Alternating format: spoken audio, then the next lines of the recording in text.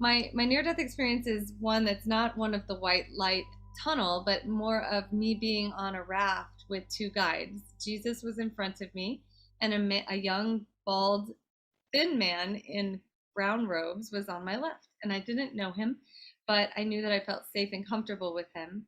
And they met me on this raft that was kind of floating on pink clouds, basically. It was just like, it wasn't a river, but it was representative of something like that. At some point, I left the raft and I moved into a place of light. The place of light had beautiful music and it had colorful trees that seemed like different colors than what we experience here on Earth. All the colors were different. That's the best I can describe it. But that was only a brief instant in all of it. It was mostly just an experience of being completely surrounded by this weighted love, a palpable blanket of love that I could feel on the edges of my body. And as I stayed there more and more, I just started to melt into the light. I started to become the light. Nothing mattered. My human worries were gone, and I was just love and I was just light. Beautiful, absolutely beautiful love and light. And I could have been there for a day or I could have been there for 500 years. I don't know. But I eventually came back to the raft. And at that point, and I call it a raft, but I don't know if that's what it was. It was this wooden thing.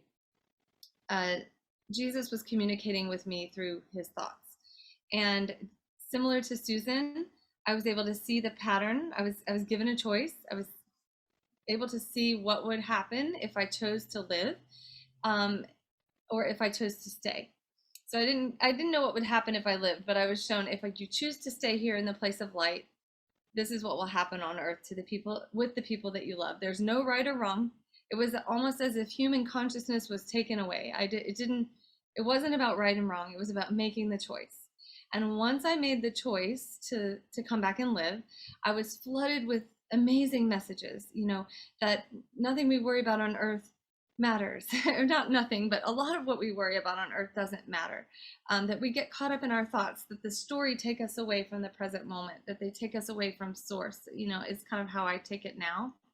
That everything happens for a reason, that we're meant to have the lives that we choose, that we can actually co-create, that we can build the life of our dreams. So all of this came through, and I amazingly left that place, and I kind of swelled with gratitude. I remember that very vividly. I just was so thankful that I made a vow. I will go back and I will heal people with music. That was what I chose. And I remember saying, I will give thanks every day, because I recognized then that it was such a gift to live. I will give thanks every day. I will honor you. I was speaking to God, I was speaking to source. I will honor you in my work. I will give myself, my purpose in life will be to heal people and help people. And then I went into this darkness, and in the darkness there was music. So it was darkness, but I could see a staff of music with different colored music notes, and they were just moving, and I couldn't hear anything, but I could see them, and it got bigger and bigger until it went through me, or I went through it. And then I heard a tiny pinprick of sound, and I point down kind of to the right. I felt like it took everything in my power to pull myself, or to pull that music to me. It was very hard and it was almost inaudible, but I was finally able to pull it to the point where it was so loud in my head that it was booming. I was able to, at that point, it was booming. I opened my eyes, and then all the sound went away, and I was awake in a coma bed in the ICU in Texas. And that's when I believe my life began. I tell people that's when it started. So fast forward to later in life, and I went to a Buddhist university in Boulder because they had a program in music therapy and counseling psychology. And I looked at a picture on the wall, and it was Buddha. The man in my near-death experience was Buddha. And that's when I was reunited with my teacher, kind of similarly to the way Tanya was, where you recognize someone and you say, oh, well, first of all, there is my teacher, one of my teachers, and I'm meant to be here. So then I started to recognize the signs that we all receive, and I knew it from the moment I woke up, but I started living and following validation from source. And that became a big part of it. And then it was at that school that I experienced a very deep, powerful process called the Bonny Method of guided imagery in music. And that's when you use different types of classical music to create a space for someone where they either go into a past life, or they release something, or they move through trauma, or they have a peak experience where they connect with source and receive angelic guidance, right?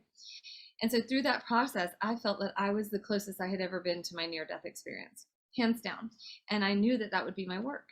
And since then, I've recognized that my work is to help people move into that space, to move into that heaven space, to connect with their own guides, to help them see the infinite wisdom and light that is constantly around. And it's almost as if we can bring the light from the other side into our work through creative means, whatever that looks like. And so I use music and imagery, that same process. I use crystal singing bowls to move people more deeply into the body. And as I started to surrender more and more to source and believe in my gifts, and recognize the messages were coming through, not just for me, but for my clients, magical things started happening. And I was getting messages that were undoubtedly for people that I was, transferring. They're always messages of hope and love and connection. And so I continued to stay in that place. I started to share my story, and the angels started showing up in formation for me. So rather than just having them around me, kind of similarly to what Susan said, they started showing up, and they started showing up in formations.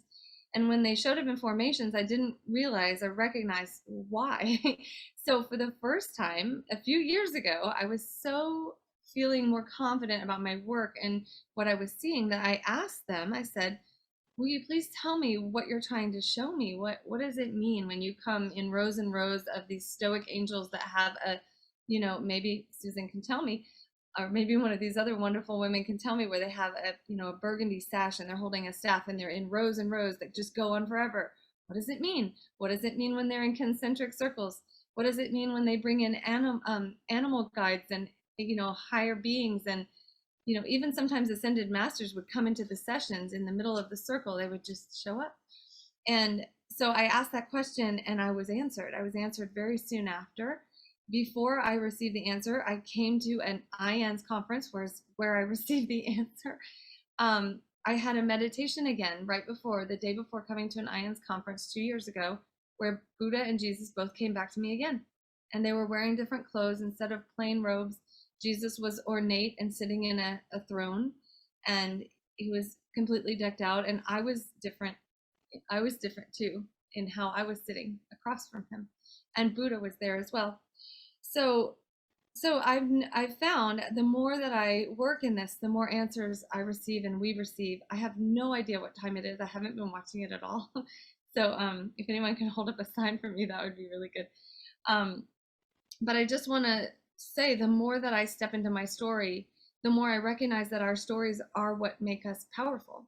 Our stories are what make us unique, and they're our gift to the world. And I know that in choosing to come back, I chose a life where I didn't die from a head injury like the 3 other lives I've been shown in the past, or maybe even more than that, as far as I know. I was given a gift, and so now I recognize that we can bring heaven to earth. We can wake up to heaven on earth if we choose, and if we help to create a mindset and a consciousness that recognizes the light over the dark and recognizes hope over fear. And so that is my work right now, and that's what I choose to work in and choose to do.